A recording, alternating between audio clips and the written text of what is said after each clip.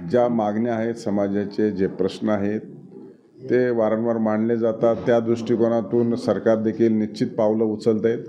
पण ज्या काही अडचणी त्या सोडवण्याचा देखील प्रामाणिकपणे राज्य सरकार, केंद्र सरकार प्रयत्न करत आहेत.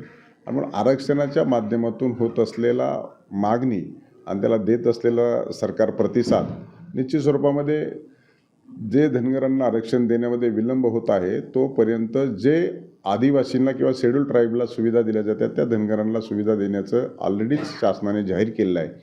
आणि त्याच्याही पुढे जाऊन केंद्र सरकारने आता एक नव्याने शासन निर्णय केलेला आहे की जी आपली जनगणना प्रलंबित होती ती जनगणना पुन्हा नव्याने सुरू होण्याच्या दृष्टिकोनातून पावलं उचललेली आहेत. त्याच्यामध्ये ओबीसीचं स्वतंत्ररित्या जनगणना होणार आहे. मला वाटतं अशा काही केंद्र सरकारने पावलं उचलल्याच्या नंतर जे स्वातंत्र्य उत्तर कालखंडामध्ये विकासापासून आणि डेव्हलपमेंटपासून किंवा स्वतःची प्रगती आणि उन्नती करण्यापासून जो काही समाज दूर आहे त्याला निश्चित स्वरूपामध्ये या जनगणनेच्या नंतर राज्यातून, केंद्रातून निश्चितपणे आरक्षण किंवा त्यांचा ऊर्जित अवस्थेत आणण्यासाठी प्रयत्न केले जातील. आणि म्हणून आता त्याला एक वेगळं वळण मिळालेलं आहे. परंतु सगळ्या वंचित घटकाला न्याय मिळण्याच्या दृष्टिकोनातून सरकारकडे प्रयत्न सुरू आहे. आणि सरकार निश्चित स्वरूपात करेल. मागणी आहेच आणि ती आरक्षण मिळालंच पाहिजे हीच भूमिका आहे.